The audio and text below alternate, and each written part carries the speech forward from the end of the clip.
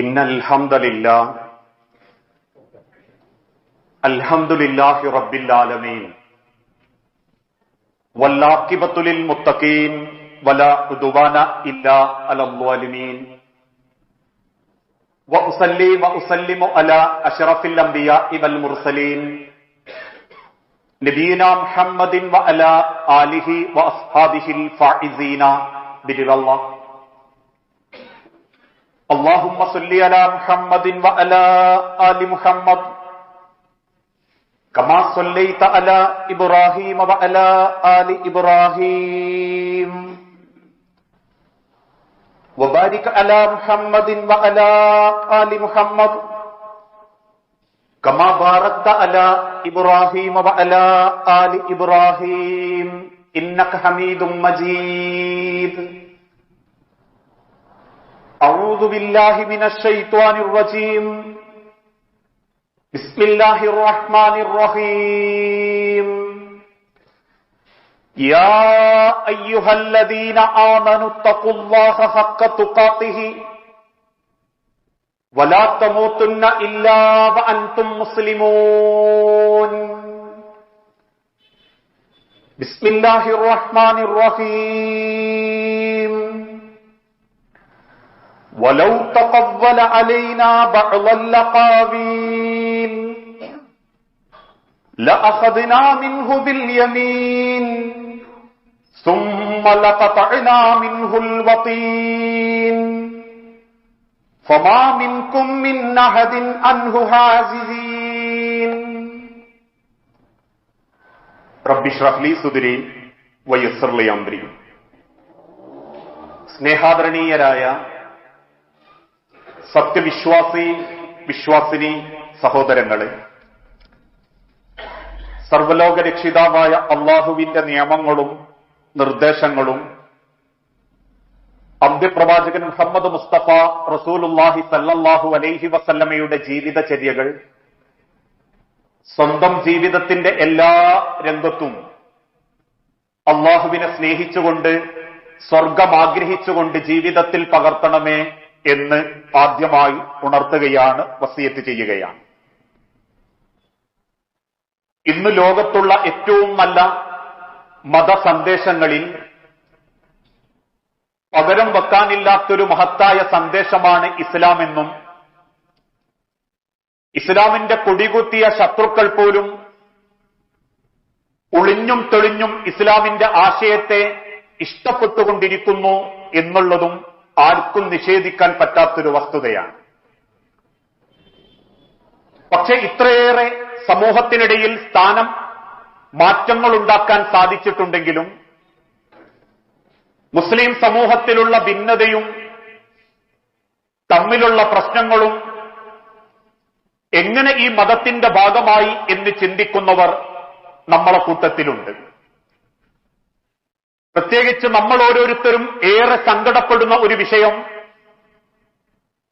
ഇത്രയേറെ മഹത്തരമായ ഒരു ആദർശം എങ്ങനെ മുസ്ലിം സമൂഹത്തിനിടയിൽ ഭിന്നതകൾ ഉണ്ടാക്കി, എന്തുകൊണ്ടാണ് മുസ്ലിം സമുദായത്തിൽ വ്യത്യസ്തമായ ആശയങ്ങളും വ്യത്യസ്തമായ ആദർശങ്ങളും കക്ഷികളുമൊക്കെ രൂപപ്പെടാനുള്ള കാരണം എന്നുള്ളത് നമ്മയൊക്കെ ഏറെ സങ്കടപ്പെടുത്തുന്നുണ്ട്. അതല്ലെങ്കിൽ ഒരുപാട് ചിന്തിപ്പിക്കേണ്ടതുമുണ്ട്. ഇസ്ലാമിന്റെ ഏറ്റവും പരിപാവനമായ കാലഘട്ടം നബിത്തങ്ങൾ ജീവിച്ചിരിക്കുന്ന ആദ്യ കാലഘട്ടത്തിലെ 3 ഉത്തമരായ നൂറ്റാണ്ടിലായിരുന്നു എന്ന് അള്ളാഹുവിന്റെ നബിത്തങ്ങൾ തന്നെ ഓർമ്മപ്പെടുത്തി. ഖൈറുന്നാസി കർണി, ജനങ്ങളിൽ ഏറ്റവും ഉത്കൃഷ്ടരായവർ എന്റെ ഉമ്മത്തിൽപ്പെട്ടവരാണ്. സുമ്മല്ലദീന യലൂനഹും സുമ്മല്ലദീന യലൂനഹും, അതിനുശേഷം വന്നവരും അഥവാ സ്വഹാബാക്കളും താബിഈങ്ങളിലും താബിഈങ്ങളിലും പെട്ട 3 നൂറ്റാണ്ടിലെ ജനങ്ങളാണ് ഏറ്റവും ഉത്തമരാക്കപ്പെട്ടവരെന്നും അവരാണ് ഭദ്രമായി ഇസ്ലാമിനെ കൊണ്ടു നടന്നതെന്നും നബിത്തങ്ങൾ അദ്ദേഹത്തിന്റെ ജീവിതത്തിലൂടെ ഈ ഉമ്മത്തിനെ ബോധ്യപ്പെടുത്തി കൊടുക്കുകയും ചെയ്തു. അങ്ങനെയായിരിക്കും സംഭവിക്കുക എന്ന്. ആ കാലഘട്ടമായിരുന്നു ഇസ്ലാമിന്റെ ഏറ്റവും മനോഹരമായ ഒരു കാലഘട്ടം. ഒരിക്കൽ മദീന പള്ളിയിലിരിക്കുന്ന നബി തങ്ങള് ദൂരെ നിന്നും കൈ വീശി നടന്നു വരുന്ന സയ്യിദുന ഉമർ ഇബ്നുൽ ഖത്താബിനെ കണ്ടപ്പോ പറഞ്ഞു, സ്വഹാബത്തെ, ഇസ്ലാമിന്റെ ബാബാണാ വരുന്നത്, വാതിലാണാ വരുന്നത്. ആ വാതിൽ കടന്നുള്ളിലേക്ക് കയറാൻ ഒരു ശത്രുക്കൾക്കും സാധിക്കില്ല. പക്ഷെ എന്റെ ഉമറെങ്ങാനും തകർക്കപ്പെട്ടാൽ, എന്റെ ഉമറെങ്ങാനും വധിക്കപ്പെട്ടാൽ, പിന്നീട് ഇസ്ലാമിന്റെ പേരിൽ സകല ചണ്ടികളും അതിനുശേഷം എന്റെ ഉമ്മത്തിലേക്ക് നുഴഞ്ഞു കയറും. ഇസ്ലാം ഏതവസ്ഥയിലാണോ വന്നത്, ബദഅൽ ഇസ്ലാമ ഗരീബൻ ഫസയഊദു കമാ ബദഅ, ആ വന്ന അന്ധവിശ്വാസത്തിലേക്കും അനാചാരത്തിലേക്കും ഈ ഉമ്മത്ത് പിന്നെ തിരിച്ചു പോകുകയും ചെയ്യുന്ന കാഴ്ച കാണേണ്ടി വരും. ഉമർ ഇബ്നുൽ ഖത്താബിന്റെ കാലഘട്ടത്തിൽ ഒരാൾ പോലും ഇസ്ലാമിനെതിരെ സംസാരിച്ചിട്ടില്ല. എന്തെങ്കിലും നബി തങ്ങളുടേതല്ലാത്ത സ്വന്തമായ അഭിപ്രായമുണ്ടോ? അവരെയൊക്കെ ഉമർ ഇബ്നുൽ ഖത്താബ് കൃത്യമായി ശിക്ഷിച്ചിട്ടുമുണ്ട്. അവരോട് ഗുണദോഷിക്കേണ്ട രീതിയിൽ ഗുണദോഷിച്ചിട്ടുമുണ്ട്. ആ കാലഘട്ടത്തിലുള്ള ഒരു ചരിത്രമായിരുന്നു നബി തങ്ങളുടെ കൂട്ടത്തിലേക്ക് കടന്നു വന്ന അബൂദർ റളിയല്ലാഹു അൻഹു എന്ന മഹാനായ സ്വഹാബി. വിശുദ്ധ ഖുർആനിലെ സൂറത്തു തൗബയിലെ 13-ാമത്തെ ഒരു വചനമുണ്ട്. അതിങ്ങനെയാ, നിങ്ങളിൽ ആരെങ്കിലും വല്ലദീന യക്നിസൂന അസ്സഹബ വൽ ഫില്ല, നിങ്ങൾക്കാർക്കെങ്കിലും സ്വർണമോ വെള്ളിയോ ഉണ്ടെങ്കിൽ, നിങ്ങളത് കൻസാക്കി നിക്ഷേപമാക്കി വെക്കുന്നുണ്ടെങ്കിൽ നിങ്ങളത് ചെലവഴിച്ച് കൊടുക്കണം. അങ്ങനെ നിക്ഷേപമാക്കി വെക്കരുത് എന്ന ആയത്തിനെ നിർവചിച്ചുകൊണ്ട് ഉമർ ഇബ്നുൽ ഖത്താബിന്റെ കാലഘട്ടത്തിൽ അബൂദർ ഒരു ഫത്വ കൊടുത്തു. ഈ ആയത്തിന്റെ നിർവചനം, ഒരു രാത്രി കടന്നുറങ്ങുന്നതിന്റെ മുൻപ് കയ്യിലുള്ള എല്ലാ തരി സ്വർണവും നിങ്ങൾ ദാനം ചെയ്യണം. സ്വഹാബത്ത് അത് കേട്ട് വല്ലാതെ ചർച്ച വന്നു. പല ആളുകളും ഉമറിന്റെ അരികിൽ ചെന്ന് ഓർമ്മപ്പെടുത്തി, ഉമറെ, ഇങ്ങനെയൊരു ഖുർആൻ വ്യാഖ്യാനം അബൂദർ റളിയല്ലാഹു അൻഹു നടക്കുന്നുണ്ട്, എന്താ അതിന്റെ സത്യാവസ്ഥ? ഉമർ ഇബ്നുൽ ഖത്താബ് പെട്ടെന്ന് തന്നെ അബൂദറിനെ തന്റെ വീട്ടിലേക്ക് വിളിച്ചു വരുത്തി ചോദിച്ചു, അബൂദറെ, താങ്കൾക്ക് ആരാ അങ്ങനെ ഒരു വിശദീകരണത്തിന് അനുവാദം തന്നത്? നബി തങ്ങൾ ഒരിക്കൽ പോലും അങ്ങനെയല്ലല്ലോ വിശദീകരിച്ചത്.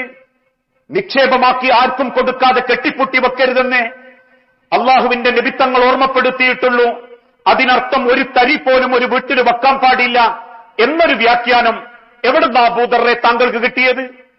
അബൂദർ റളിയല്ലാഹു അൻഹു തിരിച്ചു പറഞ്ഞു, ഉമറെ, എനിക്കങ്ങനെ തോന്നി, എനിക്കിന്റെ മനസ്സിൽ അങ്ങനെ ഒരു ബുദ്ധിക്ക് തോന്നി. ഉടനെ ഉമർ ഇബ്നുൽ ഖത്താബ് വാളൂരിയിട്ട് പറഞ്ഞു, അബൂദർ, ഒന്നെങ്കിൽ നാട് വിട്ടു പോണം, അല്ലെങ്കിൽ താങ്കളുടെ ആശയം ജനങ്ങൾക്കിടയിൽ വ്യാപിപ്പിക്കാൻ പാടില്ല.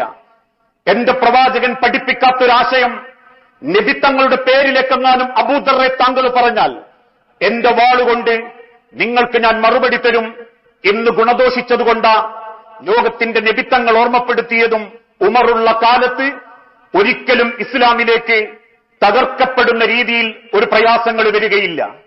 പക്ഷെ ഉമർ റളിയല്ലാഹു അൻഹു വധിക്കപ്പെട്ടതോടുകൂടി വേഷം മാറിയിരുന്ന ഖവാരിജുകൾ, ഷിയാ ചിന്താഗതിക്കാർ ഉമർ ഇബ്നുൽ ഖത്താബിനെ വധിച്ചതോടുകൂടി പിന്നീട് അവരുടെ ആശയം ഇസ്ലാമിലേക്ക് കയറ്റിക്കൂട്ടാൻ തുടങ്ങി.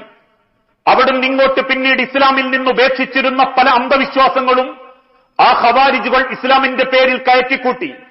ലോകത്താദ്യമായി അതേ രീതിയിലുള്ള മുൻകാലഘട്ടത്തിലുള്ള ജൂതന്മാരും ആ വിശ്വാസികളും ഉപേക്ഷിച്ചിരുന്ന ഖബർ പൂജ ഇസ്ലാമിന്റെ പേരിലേക്ക് അവർ കൊണ്ടുവരാൻ തുടങ്ങി. അതിനുശേഷമാണ് സർവ്വ അന്ധവിശ്വാസങ്ങളും ഇസ്ലാമിന്റെ പേരിലേക്ക് കയറി വരുന്നത്. ഒരു ഭാഗത്ത് വിശ്വാസപരമായ അന്ധതയാണെങ്കിൽ മറുഭാഗത്ത് ഭൗതിക ലോകത്തോടുള്ള അങ്ങേയറ്റത്തെ ഇഷ്ടം ജനങ്ങളെ മനസ്സിൽ കൊത്തിവെക്കാൻ തുടങ്ങി.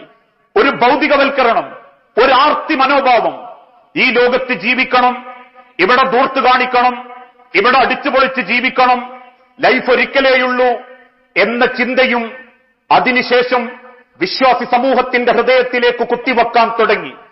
ആ കാലഘട്ടത്തിൽ ആ മനുഷ്യന്റെ ജീവിതത്തിന്റെ വ്യത്യാസം കണ്ടപ്പോ അബൂ ഹുറൈറ റളിയല്ലാഹു അൻഹു ഒരിക്കൽ അവരുടെ പോക്കെങ്ങോട്ടാണെന്ന് ബോധ്യപ്പെടാൻ വേണ്ടി മദീനയിലെ തെരുവിൽ വെച്ചൊരു ചോദ്യം ചോദിച്ചു. അബൂ ഹുറൈറ റളിയല്ലാഹു അൻഹു മദീനയിലെ തെരുവിലിറങ്ങിയപ്പോ കണ്ടത് ജനങ്ങൾ വല്ലാത്ത തിരക്കിൽ, ആണും പെണ്ണും ഒക്കെ റൊട്ടുമലിറങ്ങിയിട്ട് കച്ചവടം, അല്ലെങ്കിൽ തിന്നുക, വല്ലാതെ ആഘോഷിക്കുക, രാവ് പകല് വ്യത്യാസമല്ലാതെ ഇങ്ങനെ ചെയ്യുന്നത് കണ്ടപ്പോ അബൂ ഹുറൈറ റളിയല്ലാഹു അൻഹു അവർക്കിടയിലേക്ക് കയറി നിന്ന് പറഞ്ഞു, സ്വഹാബത്തെ, മദീനത്തെ പള്ളിയിൽ നബി തങ്ങളുടെ അനന്തരസ്വത്ത് വീതിച്ചു തുടങ്ങിയിട്ടുണ്ട്. ആർക്ക് ചെന്നാലും കിട്ടും, വേണ്ടവരൊക്കെ മദീനത്തെ പള്ളിക്ക് പോയിക്കോ. അതുവരെ തിരക്ക് പിടിച്ച് കച്ചവടം നടത്തിയിരുന്ന ആളുകൾ എല്ലാം ഉപേക്ഷിച്ചുകൊണ്ട് മദീനത്തെ പള്ളിയിലേക്ക് ഓടി. മദീന പള്ളിയിൽ ചെന്നവർ തെരഞ്ഞു, ഒന്നും കാണുന്നില്ല. ദേഷ്യത്തോടെ അവർ തിരിച്ചു വന്ന് തെരുവിൽ നിൽക്കുന്ന അബൂ ഹുറൈറാന്റെ നേരെ കൈയോങ്ങിയിട്ട് പറഞ്ഞു, അബൂ ഹുറൈറ, കളവ് പറയുകയാണോ? മദീനത്തെ പള്ളിയിൽ നബി തങ്ങൾ അനന്തര സ്വത്ത് കൊടുക്കുന്നത് ഞങ്ങൾ കണ്ടിട്ടില്ലല്ലോ. അബൂ ഹുറൈറ റളിയല്ലാഹു അൻഹുവിന്റെ കണ്ണ് നിറഞ്ഞു ചോദിച്ചു, എന്തേ നിങ്ങൾ മദീനത്തെ പള്ളിയിൽ കണ്ടത്? ഒരു കൂട്ടര് പറഞ്ഞു, അബൂ ഹുറൈറ, ചിലരങ്ങനെ നിന്ന് നിസ്കരിക്കുന്നുണ്ട്. വേറൊരു കൂട്ടര് പറഞ്ഞു, ചിലരങ്ങനെ ഖുർആൻ ഓതുന്നുണ്ട്.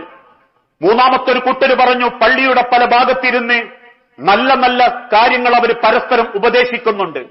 ഇതല്ലാതെ നബിത്തങ്ങളുടെ അനന്തര സ്വത്ത് കൊടുക്കുന്നത് ഞങ്ങൾ കണ്ടിട്ടില്ല. നീ ഞങ്ങളെ പറ്റിച്ചോ അബൂ ഹുറൈറ? കണ്ണുനീരോടെ അബൂ ഹുറൈറ റളിയല്ലാഹു അൻഹു തിരിച്ചു പറഞ്ഞു, സ്വഹാബത്തെ, എന്റെ പ്രവാചകൻ ഈ ലോകത്ത് ഉപേക്ഷിച്ചു പോയത് ആ 3 കാര്യങ്ങളാണ് ഗൗരവപ്പെട്ടത്. ആ നബിത്തങ്ങളിലൂടെ റബ്ബ് കാണിച്ചു തന്ന നമസ്കാരം, അതോടൊപ്പം നബിത്തങ്ങളുടെ കയ്യിലൂടെ അള്ളാഹു അവതരിപ്പിച്ച വിശുദ്ധ ഖുർആൻ, അതോടൊപ്പം സ്വർഗത്തിലേക്ക് എത്തിക്കുന്ന നന്മകളും നരകത്തിലേക്ക് പോയാകുന്ന തിന്മകളെക്കുറിച്ചുള്ള ഗൗരവവും. ഈ ഒരു കാര്യമാണ് നബിത്തങ്ങൾ എത്തിച്ചതെങ്കിൽ എന്തേ സഹാബത്തെ നിങ്ങളത് സ്വീകരിക്കാത്തത്? അതല്ലേ നബിത്തങ്ങളെ സ്നേഹിക്കേണ്ട നമ്മൾ ചെയ്യേണ്ടത് എന്ന് ചോദിച്ചപ്പോ അവരിൽ ചിലർ തിരിച്ചു പറഞ്ഞു, അബൂ ഹുറൈറ, അതൊക്കെ താങ്കൾ നോക്കിയാ മതി, ഞങ്ങൾക്ക് ഞങ്ങളുടേതായ ചില തീരുമാനങ്ങളുണ്ട്. ഇസ്ലാമിക ലോകത്ത് അന്ന് തുടങ്ങിയതാ ഇസ്ലാമിന്റെ ഭിന്നിപ്പ്. ഓരോരുത്തർക്കും എന്താണോ ഇഷ്ടമെന്ന് തോന്നിയത് അവരത് മതത്തിന്റെ പേരിലേക്ക് പറയാൻ തുടങ്ങി, മതത്തിന്റെ പേരിൽ അവതരിപ്പിക്കാൻ തുടങ്ങി. ഇപ്പോഴും ഇസ്ലാമിക ഗ്രന്ഥങ്ങളിൽ ചിലതിൽ കാണാം, മൻ അക്കലൽ ബിത്തീഹ, ആരെങ്കിലും വത്തക്ക തിന്നാൽ ഫഹുവ യദ്ഖുലുൽ ജന്ന, അവൻ റബ്ബിന്റെ സ്വർഗത്തിൽ പ്രവേശിക്കും.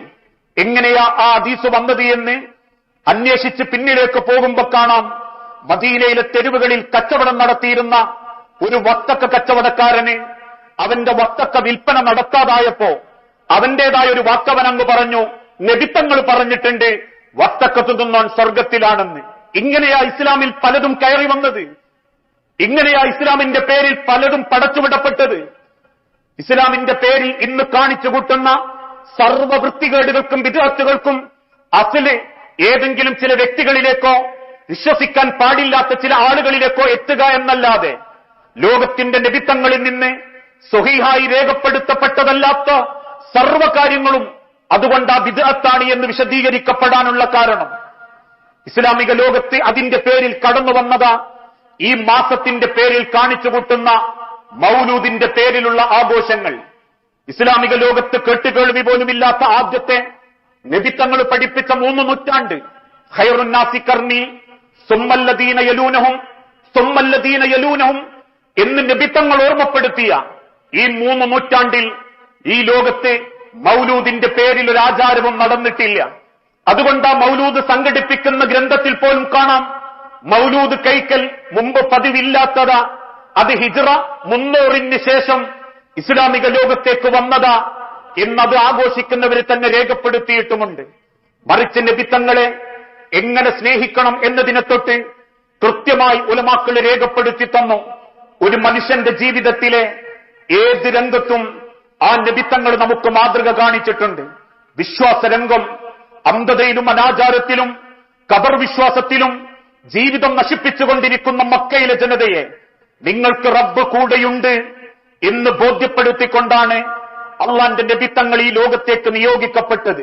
ജാറങ്ങളിലേക്ക് ചെന്ന് അള്ളാഹുവിനല്ലാത്ത ആളുകൾക്ക് ഇബാദത്തുകൾ അർപ്പിച്ച് ബിംബങ്ങൾക്കും പ്രതിഷ്ഠകൾക്കും നേർച്ച കൊടുക്കുന്ന ആ മക്കയിലെ ജനതയോട് അള്ളാഹുവിന്റെ നബിത്തങ്ങൾ ആദ്യം ഓതിക്കൊടുത്തത് നിങ്ങൾ കള്ളുകുടിക്കല്ലേ, വ്യഭിചരിക്കല്ലേ എന്നല്ല, ലാ ഇലാഹ ഇല്ലല്ലാഹ്, ഏകനായ അള്ളാഹുവിനെ മാത്രമേ നിങ്ങൾ ആരാധിക്കാവൂ.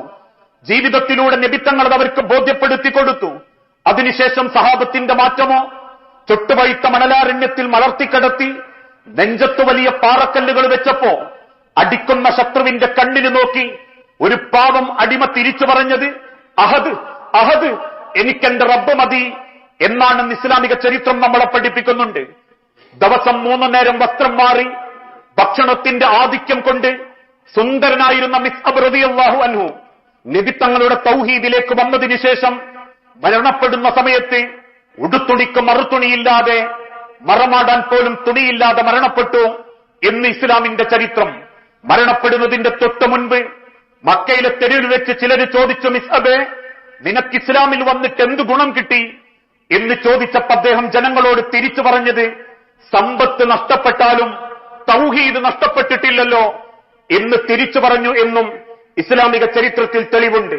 ആ നബിത്തങ്ങൾ ഈ ലോകത്തിന് കൊടുത്ത ഏറ്റവും വലിയ സന്ദേശം ഏകനായ അള്ളാഹുവിനെ മാത്രം ആരാധിക്കുക, ആ റബ്ബല്ലാത്തൊരാൾക്ക് നേരെയും നിങ്ങൾ കൈ നീട്ടാതിരിക്കുക. അതുകൊണ്ടാണ് അള്ളാഹുവിന്റെ നബിത്തങ്ങളും അബൂബക്കർ സിദ്ദീഖ് റളിയല്ലാഹു അൻഹുവും നാടുവിട്ടു പോകുമ്പോ സൗർ ഗുഹയിൽ ശത്രുക്കൾ ഗുഹാമുഖത്തിന്റെ കാലടിയിലേക്ക് എത്തിയപ്പോ ഭയപ്പെട്ടു നിൽക്കുന്ന സിദ്ദീഖുൽ അക്ബറിനെ മാറത്തേക്ക് ചേർത്ത് പിടിച്ച് നബി കൊടുക്കുന്നൊരു വാക്കുണ്ട്, ലാ തഹ്സൻ യാ അബൂബക്കർ, അബൂബക്കറെ ഭയപ്പെടല്ലേ, മാ വന്നക യാ അബൂബക്കർ ബിസ്നൈനി, നീ വിചാരിക്കേണ്ട അബൂബക്കറെ നമ്മൾ രണ്ടാളേ ഉള്ളൂ എന്ന്. വസാലിസുഹുമാ അല്ലാഹ്, മൂന്നാമനായി അള്ളാഹു നമ്മളുടെ കൂടെയുണ്ട്. ആ വിശ്വാസമാണ് നബി ഈ ലോകത്തിന് കൊടുത്ത ഏറ്റവും വലിയ സന്ദേശം. അതുകൊണ്ട് ആ ബദർ യുദ്ധത്തിൽ തന്റെ സ്വഹാബത്തിനെ മുൻനിർത്തി റബ്ബിനോട് നബി തങ്ങൾ പ്രാർത്ഥിച്ചതും, അല്ലാഹുമ്മ ഇൻ തുഹ്ലിക് ഹാദിഹിൽ ഉസാബ ലൻ തുഅബദു ഫിൽ അർളി അബദ, എന്റെ റബ്ബേ, ഈ കുഞ്ഞു സൈന്യത്തെ എങ്ങാനും നീ നശിപ്പിച്ചു കളഞ്ഞാൽ, ലാ ഇലാഹ ഇല്ലല്ലാഹ്, അള്ളാഹുവിനോട് മാത്രം പ്രാർത്ഥിക്കുന്ന ഒരു ജനത ഈ ലോകത്തുണ്ടാവില്ല റബ്ബേ എന്ന് നബി തങ്ങൾ പ്രാർത്ഥിച്ച് യുദ്ധം നടത്തിയത് ബദർ യുദ്ധം, തൗഹീദിന് വേണ്ടി. എല്ലാം പോട്ടെ, മക്കയിലേക്ക് തിരിച്ചു വരുമ്പോ മദീനയിൽ നിന്നും മക്കയിൽ കാലുകുത്തുന്ന നബി തങ്ങൾ കയ്യിലുള്ള ഇരുമ്പിന്റെ വടി മകളുടെ ഭർത്താവ് അലി ഇബ്നു അബീ ത്വാലിബിന്റെ കയ്യിൽ കൊടുത്തു പറഞ്ഞു, മോനെ അലി, ഇവിടെ കെട്ടിപ്പൊക്കിയ സർവ്വജാറങ്ങളും മക്ബറകളും അടിച്ചു നിരപ്പാക്കണേ അലി എന്ന് നബി തങ്ങൾ ബോധ്യപ്പെടുത്തി കൊടുത്തിട്ടുണ്ടെങ്കിൽ, ആ പ്രവാചകനെ സ്നേഹിക്കുന്ന ഒരു വ്യക്തികൾക്ക് എങ്ങനെയാ പിന്നെ അജ്മീറും നാഗൂരും മുത്തപ്പേട്ടയും ഉള്ളാളും സിയം മക്കാമും ഷെയ്ഖിന്റെ പള്ളിയിലും പോകാൻ പറ്റുക? അതെന്ത് പ്രവാചക സ്നേഹമാണെന്ന് നമ്മൾ സമൂഹത്തെ ബോധ്യപ്പെടുത്തുക. ഞാനാണ് മരിച്ചതെങ്കിൽ പോലും എന്റെ കബർ നിങ്ങൾ കെട്ടിപ്പൊക്കരുതെന്നും എന്റെ കബറിന്റെ അടുത്ത് വെച്ച് ദുആ ചെയ്യരുതെന്നും ഇന്നും അള്ളാഹുവിന്റെ നബി കടക്കുന്ന മണ്ണിൽ ചെന്നുമ്പോ പ്രവാചകനോട് സലാം പറയുകയല്ലാതെ കൈയൊന്ന് നീട്ടി നബി തങ്ങളെ എന്ന് വിളിക്കുമ്പോഴേക്കും അവിടെയുള്ള ആളുകൾ ഹറാം ഹറാം എന്ന് പറഞ്ഞ് നമ്മളെ തള്ളിവിടുന്നുണ്ടെങ്കിൽ, പ്രവാചക സ്നേഹം എന്ന് പേര് പറഞ്ഞ് ഒരു മാസം കാണിച്ചു കൂട്ടുന്നതല്ല പ്രവാചക സ്നേഹം. എന്താണോ നബി തങ്ങൾ ഈ ഉമ്മത്തിന് ബോധ്യപ്പെടുത്തി കൊടുത്ത ഏറ്റവും വലിയ സന്ദേശം, ഏകനായ റബ്ബിനോട് മാത്രമുള്ള പ്രാർത്ഥന, ആ റബ്ബിനോടുള്ള തൗഹീദ്, അത് അംഗീകരിക്കാത്തൊരു വ്യക്തിക്ക് പിന്നൊരു മാസത്തിന്റെ പേരിൽ കാണിച്ചു കൂട്ടുന്ന പ്രവാചക സ്നേഹം കേവലം കാപഢ്യമാണെന്ന് നമുക്ക് തിരിച്ചറിയാനും സാധിക്കും. അതോടൊപ്പം തന്നെ കർമ്മരംഗത്ത് നബി തങ്ങൾ കാണിച്ചു തന്ന മാതൃക, ലോകത്തിന്റെ പ്രവാചകനിലൂടെ അള്ളാഹു ഒരു കാര്യം അവതരിപ്പിച്ചിട്ടുണ്ടെങ്കിൽ അത് കേൾക്കുന്ന സഹാബത്തിന്റെ ഉദ്ദേശം എന്തായിരുന്നു? സമീന വഅതൈന, എന്റെ നബി അത് പറഞ്ഞിട്ടുണ്ടെങ്കിൽ ഞാനത് വിശ്വസിക്കും, എന്റെ റസൂൽ അത് പറഞ്ഞിട്ടുണ്ടെങ്കിൽ ഞാനത് അംഗീകരിക്കും. അതുകൊണ്ട് തന്നെ ആ മദീനത്തെ പള്ളിയുടെ മുൻഭാഗത്ത് വെച്ച് സ്ത്രീകൾക്കും പുരുഷന്മാർക്കും ക്ലാസ് എടുക്കുന്ന കൂട്ടത്തിൽ വിശുദ്ധ ഖുർആനിൽ ഒരു ആയത്ത് റബ്ബ് അവതരിപ്പിച്ചു, ഫൽയദ്രിബിന ബിഖുംറിഹിന്ന അലാ ജുയൂബിഹിന്ന, നബിയെ, സ്ത്രീകളായ വനിതകളോട് പറയണം, അവരുടെ തലകൾ മറച്ച ബാക്കി ശീല കൊണ്ട് മാറുകൾക്ക് മുകളിലേക്ക് താഴ്ത്തിയിടാൻ പറയണം നബിയെ എന്ന് അള്ളാഹുവിന്റെ ആയത്ത് റസൂലുള്ള ഓതി കേൾപ്പിച്ച സെക്കൻഡിൽ ആ സദസ്സ് എഴുന്നേറ്റ് പോയി വൈവക്കത്തുള്ള മുള്ളുകളിൽ നിന്ന് മുള്ളുകളെടുത്ത് ആ തട്ടം തന്റെ കഴുത്തിലേക്ക് വെച്ച് കുത്തി മാറുകൾക്ക് മുകളിലേക്ക് ആ തട്ടം താഴ്ത്തിയിട്ട് സഹാബ വനിതകൾ ചോദിച്ചു, മിസ്ലഹാദ, ഇതാണോ നബിയെ അള്ളാഹ് ഉദ്ദേശിച്ചത്? അത്ര സൂക്ഷ്മത റസൂലിന്റെ കൗലിനോട് അവർ നടത്തി, നബിത്തങ്ങൾ പഠിപ്പിക്കുന്ന വാക്കുകളോട് അവർ കാണിച്ചു. സയ്യിദന ഉമർ ബിൻ ഖത്താബ് ഒരിക്കൽ ഓർമ്മപ്പെടുത്തി, അജറുൽ അസ്വദിനെ ചുംബിക്കുമ്പോ ആ ചുംബനത്തിന് ശേഷം മാറി നിന്ന് അള്ളാഹുവിന്റെ പ്രിയപ്പെട്ട പ്രവാചക സ്വഹാബി പറഞ്ഞു, ഇന്നി ലഅലമു അന്നക ഹജറുൻ, അജറുൽ അസ്വദേ, നീ ഒരു കല്ല് മാത്രമാണെന്ന് എനിക്കറിയാം. ഇന്നി അഅലമു, എനിക്കറിയാം, അന്നക ഹജറുൻ, താങ്കൾ ഒരു കല്ല് മാത്രമാ, ലാ തളുറു വലാ തൻഫഉ, നിന്നെക്കൊണ്ടൊരു ഗുണവുമില്ല നിന്നെക്കൊണ്ടൊരു ദോഷവുമില്ല എന്നും എനിക്കറിയാം. പക്ഷെ അന്നീ റഅയ്തു നബി സല്ലല്ലാഹു അലൈഹി വസല്ലം യുകബ്ബിലുക, പക്ഷെ എന്റെ പ്രവാചകൻ താങ്കളെ ചുംബിക്കുന്നത് ഞാൻ കണ്ടിട്ടുണ്ട്, താങ്കളെ ചുംബിക്കാൻ വേണ്ടി കൽപ്പിച്ചതും ഞാൻ കേട്ടിട്ടുണ്ട്. അതുകൊണ്ട് മഖബ്ബൽതുക, ഞാൻ നിന്നെ ചുംബിക്കുന്നു എന്റെ നബി പറഞ്ഞിട്ടുണ്ടെങ്കിൽ ഞാനത് അംഗീകരിക്കും. കാരണം എന്റെ പ്രവാചകൻ ഈ ലോകത്തൊരിക്കൽ പോലും കളവ് പറയാത്തവനാ, റബ്ബിന്റെ വാക്ക് സംസാരിക്കുന്നവനാ. ആ റബ്ബെന്ത് വേണം എന്ന് പോലും ഉമ്മത്തിനെ ബോധ്യപ്പെടുത്തി കൊടുത്തവനാ. അതുകൊണ്ട് അള്ളാഹുവിന്റെ നബി പഠിപ്പിക്കാത്തതൊന്നും സഹാബത്ത് ചെയ്തിട്ടില്ല. അതിനനുവാദം റസൂലുള്ള കൊടുത്തിട്ടുമില്ല. അതുകൊണ്ട് ഉറങ്ങാൻ കിടക്കുന്ന സമയത്ത് സ്വഹാബാക്കൾ ചൊല്ലേണ്ട ഒരു പ്രാർത്ഥന അള്ളാന്റെ പ്രവാചകൻ സഹാബത്തിന് പഠിപ്പിച്ചു കൊടുത്തു. അല്ലാഹുമ്മ അസ്ലംതു നഫ്സി ഇലൈക വവജ്ജഹ്തു വജ്ഹി ഇലൈക എന്ന് തുടങ്ങുന്ന ആ പ്രാർത്ഥനയുടെ അവസാനം ആമൻതു ബികിതാബിക്കല്ലദീ അൻസൽത വനബിയിക്കല്ലദീ അർസൽത എന്ന് പറഞ്ഞ അവസാനിക്കുന്നത്. ഇത് പഠിപ്പിച്ചു കൊടുത്ത ഉടനെ അള്ളാന്റെ നബി സഹാബത്തിനോട് പറഞ്ഞു, ഒന്ന് എനിക്ക് തിരിച്ചു പാടിത്ത ചെല്ലിത്ത. ചൊല്ലുന്ന കൂട്ടത്തിൽ ഒരു സ്വഹാബി അവസാനത്തെ വരിയിൽ ഒരു മാറ്റം വരുത്തി. ആമൻതു ബികിതാബിക്കല്ലദീ അൻസൽത വബിനബിയിക്കല്ലദീ അർസൽത എന്ന വാക്കിന് പകരം വബി റസൂലിക്കല്ലദീ അർസൽത എന്ന് മാറ്റി ചൊല്ലി. ആ തെറ്റ് ബോധ്യപ്പെട്ട നബി കയ്യേർത്തിട്ട് പറഞ്ഞു, ഹസ്ബുക്കല്ലാൻ, നിർത്തണോ, ഞാൻ എന്താ എന്നെ പഠിപ്പിച്ച് വബി നബിയിക്ക, എന്താ നീ ചെല്ലിയത് വബി റസൂലിക്ക. നബി എന്ന പദത്തിന്റെക്കാളും മനോഹരമാണ് നബിയെ റസൂലി എന്ന പദം. അതുകൊണ്ട് ഞാനതൊന്ന് മാറ്റം വരുത്തിയതാ. ദേഷ്യത്തോടെ നബിത്തങ്ങൾ തിരിച്ചു ബോധ്യപ്പെടുത്തി പാടില്ല. നിന്റെ ഇഷ്ടമെന്ന് കരുതി അള്ളാന്റെ ദീനിലേക്കൊന്നും കൂട്ടിച്ചേർക്കാൻ പാടില്ല. നമ്മളെ ഇഷ്ടത്തിനനുസരിച്ച് ഓരോന്ന് കൂട്ടിച്ചേർക്കുമ്പോ അള്ളാന്റെ ദീന് ആകെ നഷ്ടപ്പെട്ടു പോകും എന്ന് ബോധ്യപ്പെടുത്തി കൊടുത്തിട്ടുണ്ടെങ്കിൽ ആ പ്രവാചകനെ സ്നേഹിക്കുന്ന നമ്മൾ ചെയ്യേണ്ടത് എന്താണോ നബിത്തങ്ങൾ എത്തിച്ചു തന്നത് അതങ്ങ് സ്വീകരിച്ചേക്കുക. കാപഢ്യമായ അതിര് കടന്ന സ്നേഹം ഒരിക്കലും നബിത്തങ്ങളുടെ പേരിൽ കാണിക്കാതിരിക്കുക. അങ്ങനെയാണെങ്കിൽ ഇന്ന് മുസ്ലിം സമൂഹത്തിൽ നടമാടിക്കൊണ്ടിരിക്കുന്ന ചന്ദനക്കുട നേർച്ചകൾക്ക് ഇസ്ലാമിൽ തെളിവുണ്ടോ? ആന എഴുന്നള്ളിപ്പിന് ഇസ്ലാമിൽ തെളിവുണ്ടോ? ജാറങ്ങൾ കെട്ടിപ്പൊക്കി കൊടുക്കുന്ന എണ്ണക്കും അവിടെ നിന്ന് മന്ത്രിച്ചൂതിക്കൊടുക്കുന്ന ഏലസുകൾക്കും അവിടെ നിന്ന് ഊതിക്കൊടുക്കുന്ന വെള്ളങ്ങൾക്കും ഇസ്ലാമിക ലോകത്ത് അള്ളാഹുവിന്റെ പ്രവാചകൻ ഈ ഉമ്മത്തിന് നിങ്ങളത് ചെയ്തോളൂ എന്ന് വാക്കാലെ പറഞ്ഞിട്ടുണ്ടോ? അല്ലെങ്കിൽ പ്രവാചകൻ മൗനാനുവാദം കൊടുത്തിട്ടുണ്ടോ? ഇനി അതെല്ലാം പോട്ടെ, ഇന്ന് മുസ്ലിം ഉമ്മത്തിനെ ബാധിച്ചുകൊണ്ടിരിക്കുന്ന വ്യത്യസ്തമായ ബുർദ മജ്ലിസുകൾ അല്ലേ, പണ്ടുകാലത്തെ അപേക്ഷിച്ച് ഇന്നത്തെ ഉമ്മത്തിനും യൗവനങ്ങൾക്കും തോന്നുന്ന രീതിയിൽ ഒരു DJ അവതരിപ്പിക്കുന്ന ബുർദ മജ്ലിസുകൾ പള്ളി മിനാരങ്ങളിൽ നിന്ന് പുറത്തേക്ക് ഒഴുകാൻ തുടങ്ങി.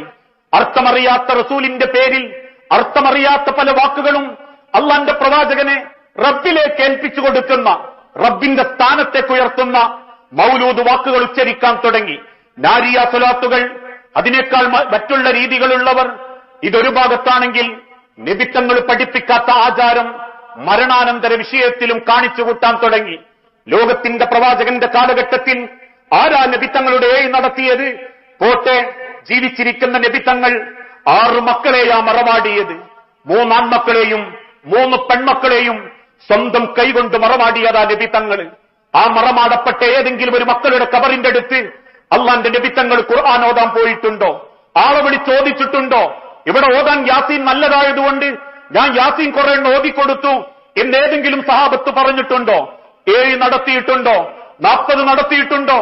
ആണ്ട് നടത്തിയിട്ടുണ്ടോ എന്ന് ചോദിക്കുമ്പോ ഞങ്ങൾ പ്രവാചക സ്നേഹത്തിന്റെ ആളുകളാ എന്ന് പറയുന്നവർക്ക് പോലും നബിത്തങ്ങൾ പഠിപ്പിക്കാത്ത ഇത്തരത്തിലുള്ള കാര്യങ്ങൾ ഉപേക്ഷിക്കാൻ പറ്റുന്നില്ലെങ്കിൽ കേവലം ഒരു മാസം കാണിക്കുന്ന അഭിനയം പ്രവാചക സ്നേഹമല്ല, കാപഢ്യമാണ് എന്ന് നമ്മൾ തിരിച്ചറിയണം. ഓരോ രംഗത്തും സ്വഭാവത്തിലാണെങ്കിൽ പോലും നബിത്തങ്ങൾ കാണിച്ചു തന്ന മാതൃകകൾ. ക്ഷമയുടെ കാര്യത്തിൽ, കുടുംബത്തിന്റെ വിഷയത്തിൽ സഹാബാക്കൾ ചോദിച്ചു ഉമ്മ ആയിഷ ബീവിയോട്, എന്താ നബിത്തങ്ങളുടെ സ്വഭാവം? കാന ഖുലുഖുഹു ഖുർആൻ, എന്റെ റസൂലിന്റെ സ്വഭാവം ഖുർആനായിരുന്നു. അങ്ങേയറ്റം ക്ഷമയുള്ള വ്യക്തി, അങ്ങേയറ്റം താല്പര്യത്തോടെ പെരുമാറുന്ന വ്യക്തി, മക്കളോട് സ്നേഹനിധിയായ വാപ്പ, ജ്യേഷ്ഠനോട് സ്നേഹനിധിയായ അനിയൻ, അനിയനോട് സ്നേഹനിധിയായ ജ്യേഷ്ഠൻ, മൂത്താപ്പനോട് സ്നേഹനിധിയായ കുട്ടി. ഇങ്ങനെ ജീവിതത്തിൽ ഓരോ ഘട്ടത്തിലും കൊടുക്കേണ്ട സ്വഭാവം നബിത്തങ്ങൾ കൊടുത്തിട്ടുണ്ട്. ഇന്നൊരു പക്ഷേ ഭാര്യയ്ക്ക് നമ്മൾ പ്രിയപ്പെട്ടവനായിരിക്കും, മക്കൾക്കും അയൽവാസിക്ക് നമ്മളെപ്പറ്റി നല്ല അഭിപ്രായം ഉണ്ടാവൂല. ഒരുപക്ഷെ അയൽവാസിക്ക് നമ്മളെപ്പറ്റി നല്ല അഭിപ്രായം ഉണ്ടാവും, നാട്ടുകാർക്കൊക്കെ ഉണ്ടാകും, പെണ്ണുങ്ങൾക്കും മക്കൾക്കും നല്ല അഭിപ്രായം ഉണ്ടാവൂല. പക്ഷെ ഒരു വിശ്വാസിയെ സംബന്ധിച്ചിടത്തോളം അവന്റെ എല്ലാ രംഗത്തും ആ നല്ലൊരു സ്വഭാവം അവൻ നബിത്തങ്ങളിൽ നിന്ന് ജീവിതത്തോട് ചേർത്ത് നിൽക്കണം. സിദ്ദീഖുൽ അക്ബർ റളിയല്ലാഹു അൻഹു ഒരിക്കൽ പറഞ്ഞു, എന്റെ മകളെപ്പറ്റി അപവാദം പറയുന്ന, എന്റെ മകളെപ്പറ്റി തോന്നിവാസം പറയുന്ന മിസ്തഹിന് ഞാനിനി ഒരു സഹായവും ചെയ്യൂല, മിസ്തഹിനെ ഞാനാ പോറ്റുന്നത്, ഇനിയൊരു സമ്പാദ്യം ഞാൻ അവന് കൊടുക്കൂല. വിവരമറിഞ്ഞ നബിത്തങ്ങൾ പറഞ്ഞു, പാടില്ല അബൂബക്കറെ, അങ്ങനെയൊരു ശബ്ദം ചെയ്യാൻ പാടില്ല. അറിവില്ലായ്മ കൊണ്ട് പലർക്കും പല അബദ്ധങ്ങളും സംഭവിക്കാം. അതുകൊണ്ട് താങ്കൾ ആ വാക്കുപേക്ഷിക്കണം. ഇങ്ങനെ മക്കയുടെ വിജയത്തിന്റെ ദിവസം പോലും നബിത്തങ്ങളെ എറിഞ്ഞോടിച്ച, കുടൽമാലകൾ കഴുത്തിലിട്ട് വേദനിപ്പിച്ചവരെ കയ്യാമം വെച്ച് കൺമുൻപിൽ നിർത്തിയപ്പോ നിങ്ങൾ സ്വതന്ത്രരാണെന്നും എനിക്ക് പ്രതികാരമില്ലെന്നും നബിത്തങ്ങൾ പഠിപ്പിച്ചപ്പോ ആ പ്രവാചകനെ സ്നേഹിക്കുന്ന നമ്മൾക്ക് കുടുംബത്തെ ഒരു കാസെന്റിനും ഒരു 10,000 രൂപയ്ക്കും കുടുംബക്കാരോട് നന്നാവാൻ പറ്റുന്നില്ലേ? പിന്നെന്ത് പ്രവാചക സ്നേഹം? പിന്നെന്ത് ഇസ്ലാമിനെ നമ്മൾ നെഞ്ചിലേക്ക് കേൾക്കുന്നത് എന്നാ സമൂഹം ചോദിക്കുന്നത്? അതുകൊണ്ട് തന്നെ പ്രവാചക സ്നേഹം എന്ന് പറയുമ്പോ അതേതെങ്കിലും ഒരു മാസം മാത്രം ജനങ്ങളെ ബുദ്ധിമുട്ടിച്ചിട്ട് ആഘോഷിക്കേണ്ടതല്ല. ജീവിതത്തിന്റെ ഓരോ സെക്കൻഡുകളും ഹൃദയത്തിലേക്ക് സ്വീകരിക്കേണ്ട ഒരു ജീവിത രീതി. ആ ജീവിത രീതിയാണ് അള്ളാഹു വിശുദ്ധ ഖുർആനിലൂടെ പഠിപ്പിച്ചതും മൻ അഹബ്ബ സുന്നത്തി ഫഖദ് അഹബ്ബനി. അള്ളാഹുവിന്റെ പ്രവാചകനെ സ്നേഹിക്കുന്ന, റബ്ബിനെ സ്നേഹിക്കുന്നവൻ, പ്രവാചകനെ സ്നേഹിക്കുന്നവൻ ആ റസൂലിന്റെ സുന്നത്തുകളെ സ്നേഹിക്കട്ടെ. ആ ഒരു തിരിച്ചറിവിലൂടെ നമ്മൾ ആ മാതൃക സ്വീകരിക്കുമ്പോഴേ റസൂലുള്ളാഹിനെ പറ്റി സമൂഹം ചിന്തിക്കൂ, പഠിക്കൂ, അവരതിനെപ്പറ്റി ആലോചിക്കൂ. അതല്ലാതെ എല്ലാ വൃത്തികേടുകളും ചെയ്ത് ഇസ്ലാമിന്റെ യാതൊരുവിധ ഭംഗിയും ആസ്വദിക്കാതെ ഒരു മാസക്കാലത്തോളം കാണിച്ചു കൂട്ടുന്ന അന്ധതയും ബിദ്അത്തുകളും ഇസ്ലാമിന് നന്മയല്ല, അത് കേവലം ഒരു ധൂർത്ത് മാത്രമാണ് എന്ന് തിരിച്ചറിഞ്ഞ് പ്രവർത്തിക്കാനും ആ രീതിയിൽ നബിത്തങ്ങളെ സ്നേഹിക്കാനും നമുക്കോരോരുത്തർക്കും സാധിക്കണം. അങ്ങനെ ചിന്തിക്കുന്ന യഥാർത്ഥ മുഅ്മിനീങ്ങളിൽ അള്ളാഹു നമ്മളെ എല്ലാവരെയും ഉൾപ്പെടുത്തി അനുഗ്രഹിക്കുമാറാകട്ടെ.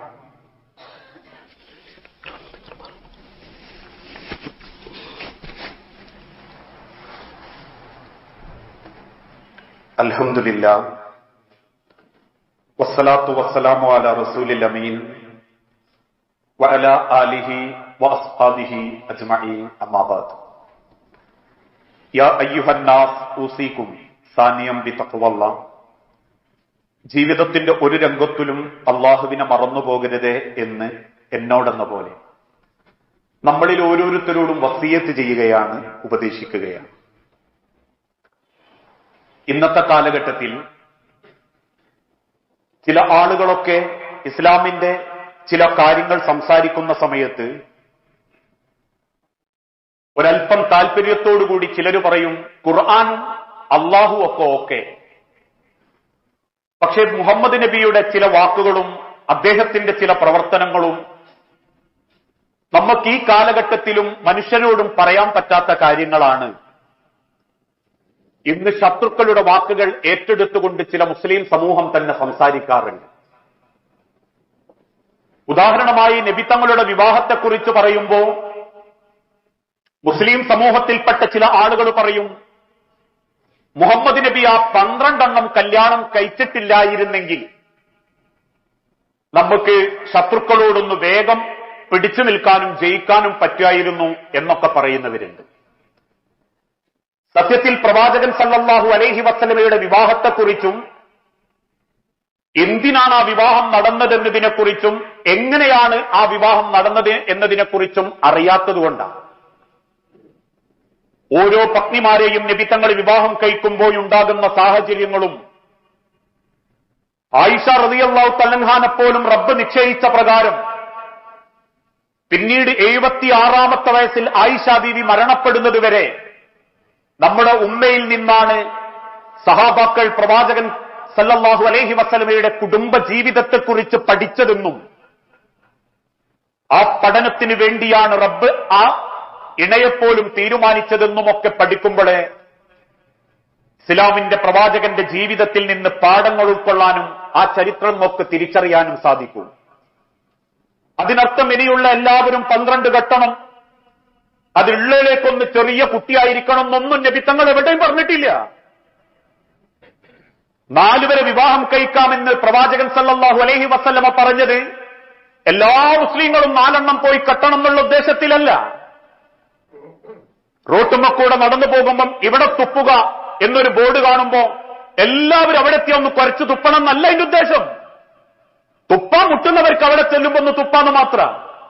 ഒരു വിവാഹം കഴിച്ചവൻ ഒന്നും കൂടി ഒരു പെണ്ണിനെ സംരക്ഷിക്കാൻ പറ്റുമെന്ന് തോന്നിയാൽ ആദ്യ ഭാര്യ പ്രസവിക്കാത്തവളാണെങ്കിൽ എനിക്കൊരു കുഞ്ഞിനെ വേണമെന്ന് തോന്നിയാൽ, അതല്ലാതെ ഇന്നത്തെ ചില മുസ്ലിം സമൂഹത്തിലുള്ള ആളുകൾ ചെയ്യുന്നത് പോലെ ചേലാകർമ്മം നടത്തി എവിടെങ്കിലും പോയി ഒരു തൊപ്പിയിട്ട് ഒരു പെണ്ണിനെ കെട്ടാൻ വേണ്ടി മതം മാറുന്ന രീതിയിലല്ല ഇസ്ലാം പഠിപ്പിച്ച്. ഏതെങ്കിലും യുക്തിവാദികളോ നിരീശ്വരവാദികളോ ഇസ്ലാമിന്റെ പേരിലറിയപ്പെടുന്ന കപടന്മാരോ എന്തെങ്കിലും എഴുതി വിടുമ്പോഴേക്കും അത് കേട്ടിട്ട് നബിത്തങ്ങളെ കുറ്റം പറയുന്നവരുണ്ട് മുസ്ലിം ഉമ്മത്തിൽ. ഇസ്ലാമിന്റെ ഓരോ വിഷയങ്ങൾ പഠിച്ചു നോക്കൂ. 10-ലധികം വിവാഹം കഴിച്ച നബിത്തങ്ങളെപ്പറ്റി ഒരു ഭാര്യമാര് കുറ്റം പറഞ്ഞിട്ടുണ്ടോ? ഒരൊറ്റ ഭാര്യമാര്?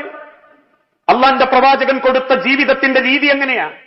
സഫിയ ബീവിന്റെ വീട്ടിലെത്തുമ്പോൾ നബിത്തങ്ങൾ അടുക്കളക്കാരനാകും. നബിത്തങ്ങൾക്കും സഫിയ ബീവിക്കും ഭക്ഷണം ഉണ്ടാക്കുന്നതിൽ വലിയ താല്പര്യമെന്നറിയാം നബിത്തങ്ങൾക്ക്. അതുകൊണ്ട് സഫിയ ബീവിന്റെ വീട്ടിലെത്തുമ്പോൾ നബിത്തങ്ങൾ അങ്ങ് അടുക്കളക്കാരനാവും. ആയിഷ ബീവിന്റെ അടുത്തെത്തുമ്പോൾ നബിത്തങ്ങൾ കുട്ടിയാകും, ആയിഷ ബീവിന്റെ കൂടെ കളിക്കും. ഹഫ്സ ബീവിന്റെ വീട്ടിലെത്തുമ്പോൾ നബിത്തങ്ങൾ മറ്റൊരാളായി മാറും. അതുകൊണ്ട് തന്നെ ആ 11 പേരെയും ചെറിയ ഹുജറാത്തുകൾ ഉണ്ടാക്കി. വിശുദ്ധ ഖുർആനിൽ ഒരു സൂറത്തിന്റെ പേര് തന്നെ ഹുജറാത്ത് എന്നാ. എന്താ ഹുജറാത്ത്? കുടിലുകൾ. വിധവകളായ അതല്ലെങ്കിൽ വൃദ്ധരായ സംരക്ഷിക്കാൻ ആളില്ലാത്ത ഓരോരുത്തരെയും കൂട്ടിക്കൊണ്ടുവന്ന് അവരുടെ അഭിമാനത്തിന് വില കൊടുത്ത് മഹർ കൊടുത്ത് മദീന പള്ളിന്റെ ചുറ്റും ചെറിയ കുടിലുകൾ ഉണ്ടാക്കി പൊന്നോല നോക്കി. അത് പ്രായക്കൂടുതലുള്ളവരുണ്ട്, എന്നാലും ആക്ഷേപിക്കപ്പെടുന്നുള്ള ബേജാറുണ്ട്. 40 വയസ്സുള്ള ഞാൻ ഇവിടെ 65 വയസ്സുള്ള ഒരു ഉമ്മാനെ 4 ദിവസം പോയി നോക്കിയാൽ മതി, എനിക്ക് അവിഹിതം പേര് വരും. അതെനിക്കും ആ ഉമ്മാക്കും പ്രശ്നങ്ങൾ ഉണ്ടാക്കും. അതുണ്ടാവാതിരിക്കാൻ നബിത്തങ്ങൾ ആദ്യം അവർക്ക് മഹർ കൊടുത്തു. ഭംഗിയിൽ കൂട്ടിക്കൊണ്ടുവന്ന് മദീന പള്ളിന്റെ ചുറ്റൊരു ചെറിയ കുടിലുണ്ടാക്കി കൊടുത്ത് ഓരോ ദിവസങ്ങളും നിശ്ചയിച്ചു. യാത്രയിൽ നറുക്കിട്ടു. ഓരോരുത്തർക്കും ഭക്ഷണം ഉറപ്പ് വരുത്തി. ഓരോരുത്തരുടെയും മനോഹരമായി പ്രണയിച്ചു, ജീവിച്ചു. ഓരോരുത്തരും റസൂലിന്റെ കൈമന്ന് വഫാത്തായി പോകുമ്പോ പറഞ്ഞു, നബിയെ ഇനിയൊരു ജീവിതം ഉണ്ടെങ്കിൽ അത് നിങ്ങളെ മണവാട്ടിയായിട്ട് ഇന്നേയും കൂടി നിങ്ങൾ കൂട്ടണം കേട്ടോന്ന്. അവിടെയാ ഇസ്ലാമിന്റെ ചരിത്രം. ഒന്ന് കെട്ടിയിട്ട് അടുത്ത ജന്മത്തിൽ നിങ്ങൾ എനിക്ക് വേണ്ട എന്ന് പറയുന്ന നമ്മളാ നബീനെ കുറ്റം പറയുന്നത്. ആ തിരിച്ചറിവാണ് പ്രവാചക സ്നേഹം. അല്ലാതെ ഏതെങ്കിലും സോഷ്യൽ മീഡിയക്കാരൻ എഴുതി വിടുന്നത് കണ്ട് അള്ളാന്റെ നബീനെ അളക്കരുത്. പ്രവാചകൻ സല്ലല്ലാഹു അലൈഹി വസല്ലമയെ പറ്റി ചിന്തിക്കാൻ പാടില്ല. ഇന്ന് ചില കൂട്ടർ പറയും മുഹമ്മദ് നബി നമുക്ക് വേണ്ട, ഖുർആനും അള്ളയൊക്കെ ഓക്കെ എന്ന് പറയും. വേറെ ചിലർ പറയും റസൂലിന്റെ വാക്ക് ഇപ്പോഴത്തെ കാലഘട്ടത്തിന് യോജിച്ചതല്ല, അതുകൊണ്ട് ഞങ്ങളെ ബുദ്ധിക്കത് യോജിക്കുന്നില്ല. നബിക്ക് ചിലപ്പോൾ അങ്ങനെ എന്തോ തോന്നി പറഞ്ഞതായിരിക്കും എന്ന് പറയുന്നവരുണ്ട്. ഞങ്ങളെ ബുദ്ധിക്കത് അങ്ങോട്ട് ശരിയാവുന്നില്ല. പക്ഷെ അള്ളാഹു വിശുദ്ധ ഖുർആനിലൂടെ പറയുന്ന ഒരായത്തുണ്ട്, ഒരു വചനം റബ്ബ് ഓർമ്മപ്പെടുത്തുന്നു, വലൗ തഖവ്വല അലൈനാ ബഅൽ അഖാവീൽ വലൗ തഖവ്വല അലൈനാ. നബിയെ, ഞാൻ പറയാത്ത എന്തെങ്കിലും ഒരു കാര്യം താങ്കൾ എന്റെ പേരിൽ പറഞ്ഞിട്ടുണ്ടെങ്കിൽ, ഞാൻ പറയാത്തൊരു കാര്യം റബ്ബിന്റെ പേരിൽ ദീനായിട്ട് താങ്കൾ പറയുന്നുണ്ടെങ്കിൽ, ലഅഖദിനാ മിൻഹു ബിൽ യമീൻ, എന്റെ വലത് കരം കൊണ്ട് നിങ്ങളെ ഞാൻ ശക്തമായി പിടികൂടും. എന്റെ കൈകൊണ്ട് ഞാൻ നിങ്ങളെ പിടികൂടും. അള്ളാഹു കൊടുക്കുന്ന താക്കീത. റസൂൽ സല്ലല്ലാഹു അലൈഹി വസല്ലമയോട് തന്നെ അള്ളാഹു പറയാണ്, നബിയെ, ഞാൻ പറയാത്തൊരു കാര്യം ദീനിൽ താങ്കൾ എന്റെ പേരിൽ പറയുകയാണെങ്കിൽ, ലഅഖദിനാ മിൻഹു ബിൽ യമീൻ സുമ്മ ലഖതഅനാ മിൻഹുൽ വതീൻ, താങ്കളുടെ ഖണ്ഡനാടി, ജീവനാടി ഞാൻ അറുത്തു കളയും നബിയെ. ഇത് അല്ലാഹു തആല അള്ളാന്റെ നബീനോട് പറയുന്ന. അതിന്റെ അർത്ഥം എന്താ? നബി തങ്ങൾ എന്തെങ്കിലും സംസാരിച്ചിട്ടുണ്ട് അത് പടച്ചോന്റെ കൗല. അള്ള പറയാത്തതൊന്നും നബി തങ്ങൾ പറഞ്ഞിട്ടില്ല. അപ്പൊ ഇന്ന് ചില ആളുകൾ കള്ളത്തരത്തിൽ എഴുതിണ്ടാക്കിയതൊക്കെയാണോ ഇസ്ലാം? അല്ല, യഥാർത്ഥ ഇസ്ലാം ഏതാണെന്ന് നമ്മൾ പഠിക്കണം. 3 ലക്ഷം ഹദീസുകളിൽ നിന്ന് 30,000 ഹദീസ് ഇമാം ബുഖാരി റിപ്പോർട്ട് ചെയ്ത്, ബാക്കി 2,70,000 ഹദീസുകളും കള്ള ഹദീസുകളാണെന്ന് തെളിയിക്കപ്പെട്ടു. ആ കള്ള ഹദീസുകൾ പിടിച്ചിട്ട് അവിടുത്തെ യുക്തിവാദികളും മുസ്ലിം പേരുള്ള ചില ഉസ്സൈമാരും ജീവിക്കുന്നത്. അവിടെയാ വീണ്ടും നബി തങ്ങളോട് അള്ളാഹു ഓർമ്മപ്പെടുത്തി, ഫമാ മിൻകും മിൻ അഹദിൻ അൻഹു ഹാസിദീൻ, ഞാൻ ആ കൊരവള്ളിക്ക് പിടിച്ച പിന്നെ ഞങ്ങളെ രക്ഷപ്പെടുത്താൻ ഒരു മനുഷ്യനുണ്ടാവില്ല നബിയെ. അത്ര താക്കീദിന്റെ സ്വരത്തിൽ അള്ളാഹു തആല കൽപ്പന കൊടുത്തിട്ടുണ്ടെങ്കിൽ, ഇന്ന് നമ്മളെ കൂട്ടത്തിലുള്ള ചിലർക്ക് തോന്നി റസൂലിന്റെ കൗലൊന്നും ഇപ്പൊ പറയാൻ പറ്റൂല, അതൊന്നും ബുദ്ധിക്ക് അങ്ങോട്ട് യോജിക്കൂല, തല മറയ്ക്കണം, മാറ് മറയ്ക്കണം, ബനിയൻ ക്ലോത്ത് ഇടരുത്, ഹാഫ് സ്ലീവ് ഇടരുത്, ലെഗിൻസ് ഇടരുത്, അര മുതൽ താഴോട്ട് തീർന്ന് ഇടരുത് എന്നൊക്കെ പറയുമ്പോ അതെങ്ങനെയാ മക്കളോട് പറയാ? തലമല് അങ്ങനെ ചെയ്യരുത്, മുടിമല് കളർ കൊടുക്കരുത് എന്നൊക്കെ എങ്ങനെയാ കുട്ടികളോട് പറയാ? അത് ഉടുക്കരുത്, ഇത് ഉടുക്കരുത്, ആ മതത്തിന്റെ ആഘോഷത്തിന് പോകരുത് എന്നൊക്കെ എങ്ങനെയാ നമ്മൾ പറയാ? എന്നൊരു സ്വയം തോന്നലുണ്ടെങ്കിൽ അത് നമ്മളെ പോരായ്മയാ, പടച്ചോന്റെ മതത്തിന്റെ പോരായ്മയല്ല.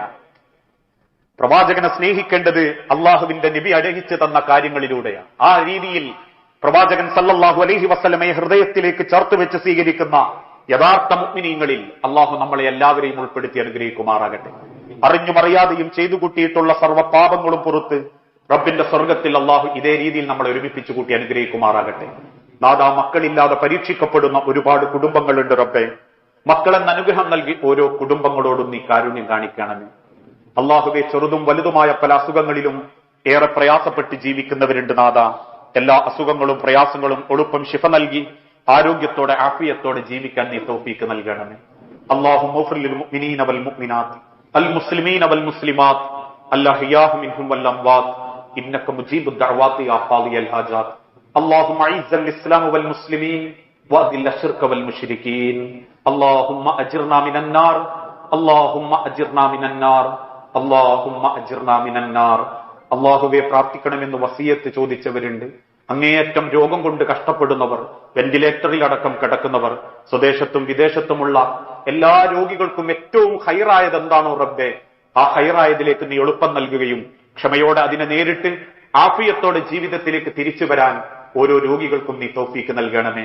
മരിച്ചുപോയ സഹോദരി സഹോദരന്മാർ, മാതാപിതാക്കൾ, മക്കൾ, ഭാര്യമാർ, ഭർത്താക്കന്മാർ എല്ലാവരുടെയും ഖബർ ജീവിതം നീ ധന്യമാക്കി കൊടുക്കുകയും അല്ലാഹുവേ മഗ്ഫിറത്ത് നൽകി ഖബറിലേക്ക് സ്വർഗ കവാടം കൊണ്ട് ഓരോ ആളുകൾക്കും നീ തൗഫീക്ക് നൽകണമേ. നാദാ, കടബാധ്യതയിൽപ്പെട്ടവരുണ്ട്. ഹറാമായ ലോണ് പോലെയുള്ള വിഷയത്തിൽ അബദ്ധം കൊണ്ട് ചാടിപ്പോയവരുണ്ട്. അതിൽ നിന്നെല്ലാം മുക്തമായി നല്ല ഹലാലായ സമ്പാദ്യത്തോടെ ജീവിച്ചു മരിക്കാൻ ഓരോരുത്തർക്കും തൗഫീക്ക് നൽകണമേ. ലോകത്തിന്റെ നാനാഭാഗത്ത് പ്രയാസപ്പെടുന്ന, യുദ്ധക്കെടുതിയിൽ പ്രയാസപ്പെടുന്ന ഞങ്ങളെ സഹോദര വിശ്വാസികൾക്കും അവരുടെ സാമ്പത്തിക രംഗത്തും സംരക്ഷണവും സമാധാനവും നൽകി ഓരോരുത്തരോടും നീ കാരുണ്യം കാണിക്കണമേ. റബ്ബനാ ആതിനാ ഫിദ്ദുനിയാ ഹസന വഫിൽ ആഖിറതി ഹസനത്തും വഖിനാ അദാബന്നാർ.